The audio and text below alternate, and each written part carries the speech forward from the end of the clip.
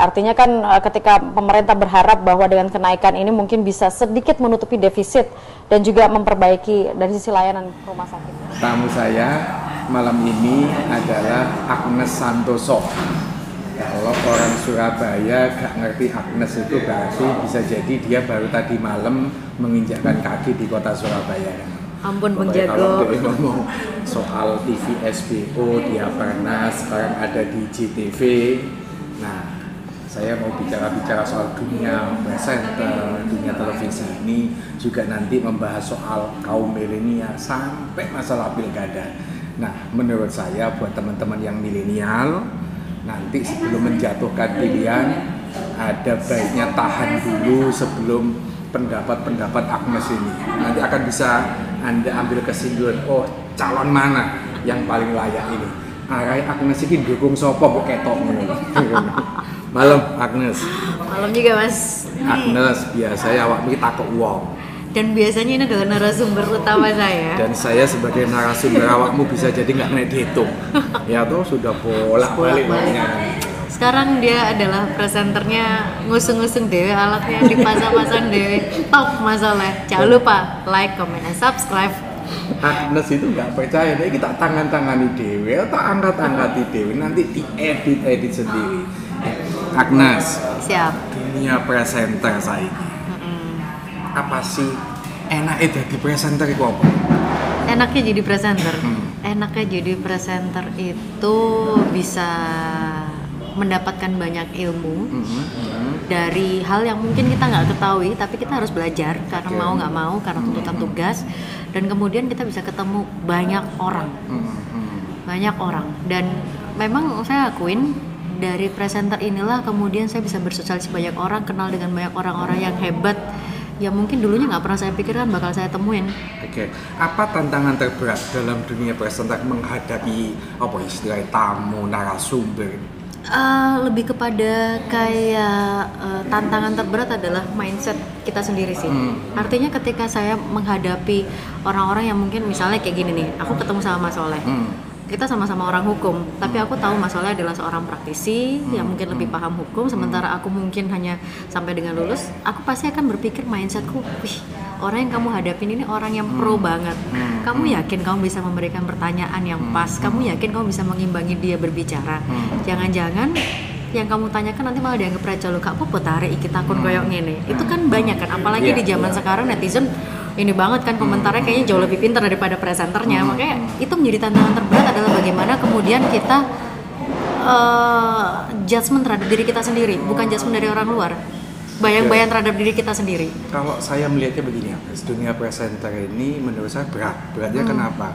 Karena tidak hanya bicara hukum, tamu yang menjadi narasumber kan kadang ngomong soal sosial, politik, ekonomi. Nah, itu bahannya apa? Mau nggak mau kita harus belajar semua ilmu itu atau bagaimana?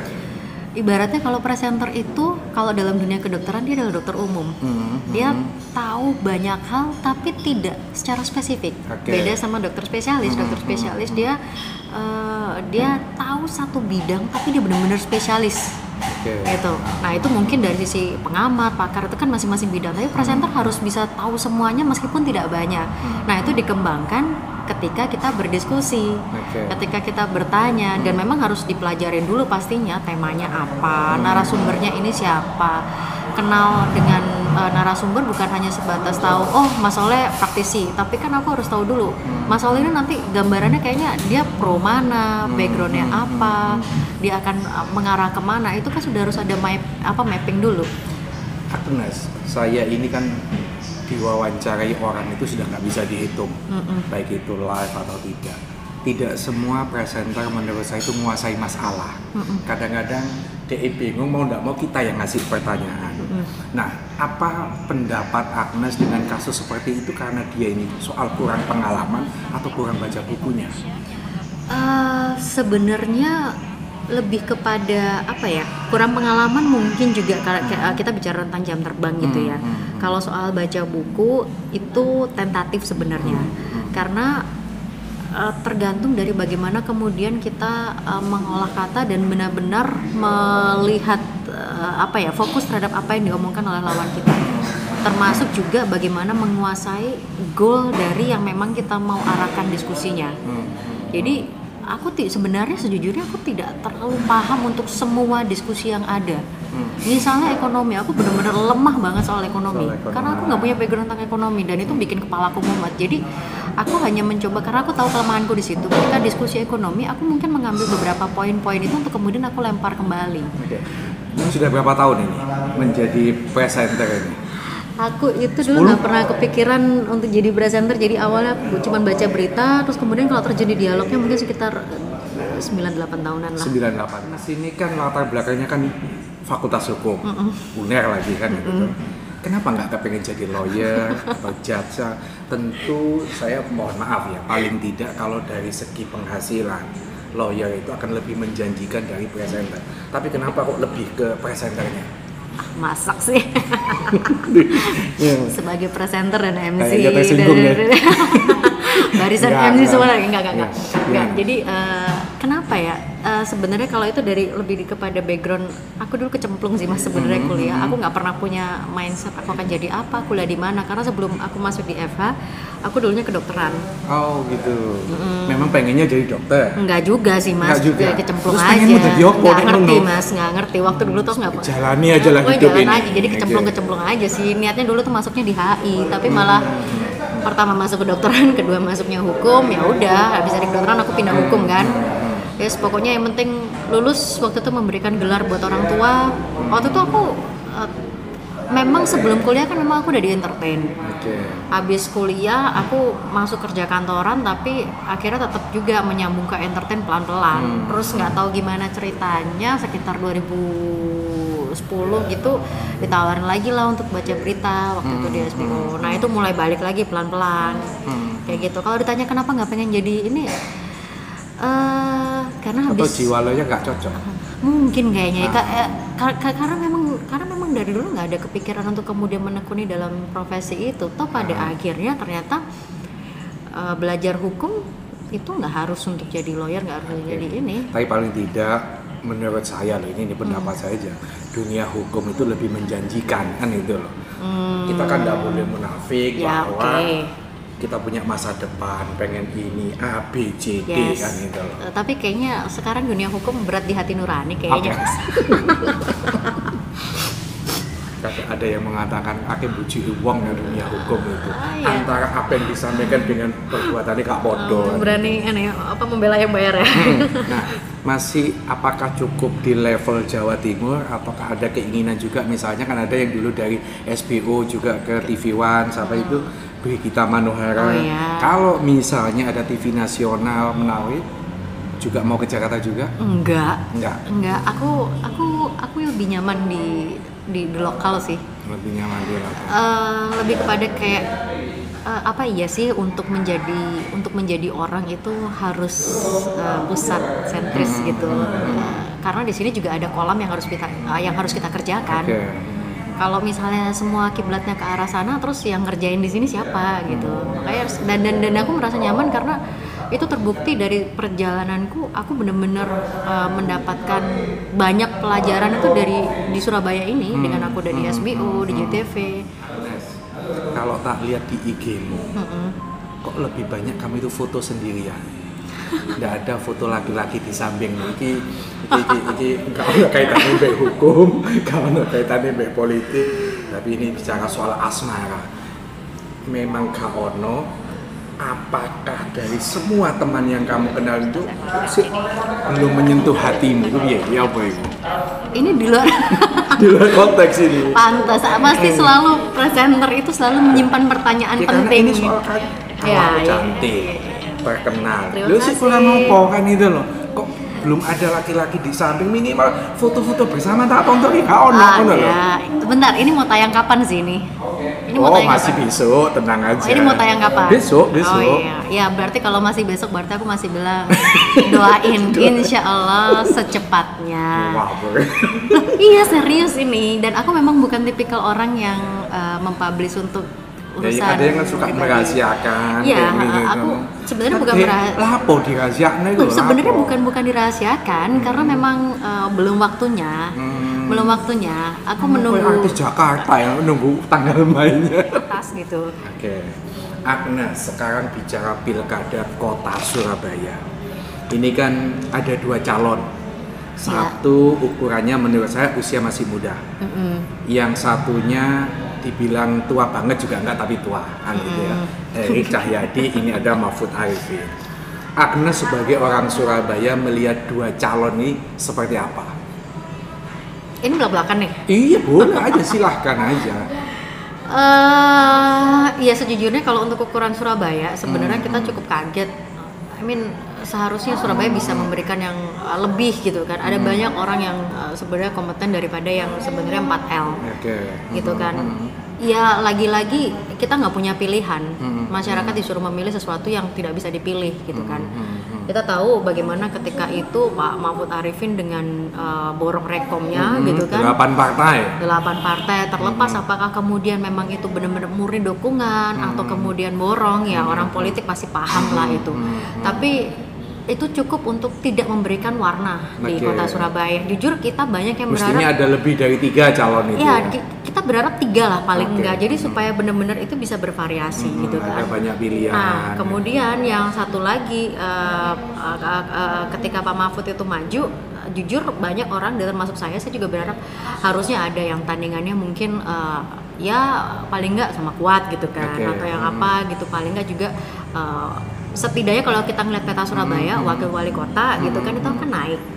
Wisnu Sakti Buwana. Yes, Mas Wisnu pasti akan naik gitu kan karena dia udah 2 periode dan biasanya memang bertarung untuk di level berikutnya. Tapi itu ternyata yang muncul loh kok bukan juga gitu bukan kan. kader partai. Dan ternyata memang lebih kepada kayak meneruskan kebaikan, terus kemudian penerus Bu Risma. Saya tidak ingin mengkritik salah satu, tapi ini untuk keduanya gitu ya. Siapapun yang jadi, dia adalah penerus Bu Risma. Pasti. Karena pasti, gitu kan. sudah. Siapapun yang jadi, dia adalah penerus Bu Risma. Karena Bu Risma adalah wali kota sekarang. Iya, betul. Setelah kelar, nanti siapapun yang jadi dia adalah penerus Bu Risma. Lalu apa yang kemudian mau disodorkan hanya dengan penerus Bu Risma? Melihat pilkada Surabaya ini tidak berbeda dengan pilpres. Pertikaian antar pendukung itu tajam sekali. Tajamnya itu tidak pada soal perbedaan program, tetapi hanya soal emosi, kebencian. Pendapatmu ya Boy? Saya cuma bisa bilang, bahkan saya di beberapa grup juga pernah bilang, yang ada di sini nih bukan pendukung 1 atau pendukung 2. Yang ada di sini adalah orang yang membenci 1 dan orang yang membenci 2. Mereka bukan lagi dalam tataran pendukung, tapi membenci. Karena bayangan saya ketika ada pilkada gitu ya, karena salah satu paslon salah satu calon ini sudah mengatakan, aku wis siap, pokoknya aku wis doa, aku wis ikhtiar dan segala macam. Aku tidak menyebutkan calonnya, tapi siapapun yang mendengar salah satu paslon pasti, aku siap gini. Kalau tuh seandainya aku menang, alhamdulillah. Kalau sujud syukur, dan kalau tuh seandainya kalah, aku tetap sak duluran. Artinya apa? Sebenarnya di tataran atas ini tuh gini. Terus untuk apa yang di bawah ini terus ayel-ayelan sendiri, sampai kemudian omongannya nggak bisa diatur di sosmed, ngomongnya itu udah ngomong kasar. What for gitu loh. Apa kita yang harus lebih terjadi? aneh itu kan disampaikan di dalam grup medsos. Grup misalnya WA itu kan sudah terpetak memang. Ini 01, ini 02. Ya nggak mungkin pindah. Artinya ngapain kalian tuh ribut di sini? Ayo sama-sama kita merumuskan program apa yang terbaik gitu loh. Ini bukan lagi bicara tentang programku kayak gini, programmu kayak gitu, kita berseberangan. No, enggak. Karena setelah salah satu jadi, itu akan saling mendukung gitu loh. Kita sudah belajar dari pilpres kemarin, mereka ribut-ribut yang atas kelihatannya ribut, yang di bawah ayel-ayelan, toh buktinya satu menjabat, yang satunya juga ikut menjabat dalam satu pemerintahan. Terus kisinan sing disor. Terus yang di bawah ini ngapain? Yang di bawah nggak kisinan, tetap aja mereka terbelah. Jangan sampai Surabaya ini kemudian terbelah. Nah, harapannya para elit-elit politik di Surabaya juga yang ngasih contoh yang baik gitu kan. Nggak usah saling serang yang kayak gimana. Ada di beberapa grup itu mereka elit-elit politik, tapi omongannya juga nggak mendidik gitu loh. Bagaimana kemudian mereka bisa mengajari masyarakat di luar kalau di dalam grup aja mereka kayak gitu. Ayolah kita diskusi yang politik, kalau nggak panas tuh bukan politik namanya. Tapi harusnya kita bisa memberikan edukasi politik yang baik, bukan cuma sekedar manas-manasi gitu kan. Nggak usah terus kemudian kita bilang itu hoax, itu black campaign. Masyarakat juga susah bedain black campaign sama negatif, ya kan? Kita nggak bisa beda mana kekurangan, mana yang benar-benar hoax. Karena toh kadang-kadang kebenaran pun juga dilabelin hoax hanya demi menutupi sesuatu gitu kan. Nggak lucu kayak gitu. Lalu kemudian mereka yang seharusnya bertanggung jawab dengan pendidikan politik, kemudian mereka teriak-teriak masyarakat tidak teredukasi. Masyarakat seolah-olah kurang pendidikan politik. Mereka sendiri yang ada dalam dalam dunia politik juga tidak terdidik kok. Mulutnya nggak terdidik gitu kan, perlu disekolahkan. Dan ini kategorinya elit ini kan gitu. Kategorinya tuh elit pendukung, maksudnya bukan ya level yang tukang beca, bukan tukang sapu ini. Bukan. Makanya kita kan ingin sebenarnya menghilangkan kategori kelas elit, tukang beca dan segala macam ya. Tapi kok iya kayak begitu gitu loh. Karena ya biar gimana pun mereka pasti punya kepentingan. Itu nggak usah munafik lah, nggak usah terus bilang aku nggak mau berlaku curang. Toh buktinya sama aja, ya kan? Ada gitu yang tidak membagikan sembako atau mungkin merchandise, nggak ada. Keduanya sama-sama pasti membagikan karena itu memang momen pilkada. Nggak bisa disemprit, memang nggak ada buktinya. Kalau saya mengibaratkan itu begini, pilkada itu seperti sepak bola, nggak penting kena kartu kuning, nggak penting kena kartu merah, yang penting menang. Yang penting menang. Kan gitu. Jadi makanya ketika ada yang mengejek sana begini, mengejek ini menjadi aneh gitu. Jadi jujur sebenarnya yang kita harapkan itu adalah adu program. Kayak gimana sih? Bukan cuma sekedar janji, tapi ini kayak rembukan gitu loh. Kita tujuannya adalah bukan tentang siapa yang memimpin, tapi program kayak gimana buat Surabaya. Oke. Agnes, pilkada kalau di beberapa daerah menurut saya ini tidak lepas nanti hari H tanggal 9 Desember itu soal money politik. Oke. Menurut Agnes, kemungkinan 9 Desember kota Surabaya itu bersih hanya soal janji tadi itu, ataukah ini berpotensi money politik juga terjadi? Ya, mesti ini kan tahu lah gambaran-gambaran ini. Aku gak tahu entuk ya. Aku biar niku setiap kali momen pilkada itu selalu ada sih ngomong ada bagi-bagi ini, bagi-bagi ini. Kok aku kok sepi ya? Jangan lupa ya datang ke rumah. Enggak. Calon ditawarin. Saya ngomong dengan siapapun mas, bahkan dengan penyelenggara sekalipun, nonsens lah kalau nggak ada money politik. Semua juga tahu bahwa biaya politik itu mahal, gitu kan? Nonsens kalau nggak ada money politik. Mungkin itu hanya kemudian dialihkan dengan bentuk yang lain. Tapi kemudian ya semua juga bilang money politik udah kayak kentut. Ada aromanya, siapa yang mau dituding nggak ini? Apalagi dengan aturan yang sekarang, penerima juga kena. Ya kalau saya menerima daripada saya ngelapor saya kena juga, mending ku diemin aja. Ya kan, kita berlindung di balik aturan itu. Lalu kemudian jangan terima saja ininya, jangan pilih orangnya. Itu ajaran macam apa? Ya kan, seolah-olah kemudian nggak apa-apa, yang penting kita terima. Sementing duitnya PN. Sementing duitnya PN, terus apa gitu kan? Teman-teman, saya berharap Agnes tadi itu kenceng bahwa partisipasi harus tinggi, tapi karena Agnes ini melihat petanya seperti ini, kayaknya sudah lunglai, putus harapan. Kalau sedikit mengutip dengan apa yang terjadi di Pilpres kemarin seolah-olah ya udah sih memilih yang baik di antara yang terburuk gitu aja. Karena memang kalau dibilang golput, ibaratnya gini mas, golput itu tidak menentukan apapun. Setidaknya kita menentukan pilihan lah daripada golput, karena kalau seandainya golput itu bisa membawa arah, dihitung suara golputnya, itu mungkin bisa dipertimbangkan. Tapi ternyata seberapapun banyak yang golput, kan itu kan suara yang dihitung kan yang masuk. Meskipun 10% aja yang milih, udah kita ngambilnya kan 50+1 dari 10% gitu kan. Artinya golput itu nggak dianggap. Jadi ini bukan kemenangan golput, ya udah. Ya pilih aja yang siapa yang terbaik di antara yang ada kan gitu toh. Iya, karena memang tidak ada. Ini iku soalnya. Ya adanya memang itu. Dari dulu memang yang parah adalah sistem kita. Masyarakat disuruh memilih sesuatu yang sudah disodorkan. Betul. Agnes, pendapatmu? begitu apa ya, wah kan gitu. Teman-teman, saya biasanya kalau mengundang di podcast itu ngasih kaos, cuman tadi ini lupa gak bawa kaos aja, jadi saya minta maaf, tapi saya punya utang, pokoknya nanti ketemu tak bawain kaos buat Agnes. Siap. Matur nuwun atas you, waktunya Agnes, presenter muda dari Surabaya, sing paling ayu lah menurutku ini. Dia belum menemukan cewek lain kayaknya. Makasih Agnes ya. Thank you Mas. Demikian teman-teman, hanya satu kalimat yang ingin saya sampaikan, betapapun pilihannya sudah ada seperti ini, jangan sampai golput, jatuhkan pilihan yang terbaik di antara yang ada, sebab pilihan kita itu akan menentukan 5 tahun untuk Surabaya ke depan. Terima kasih, selamat malam.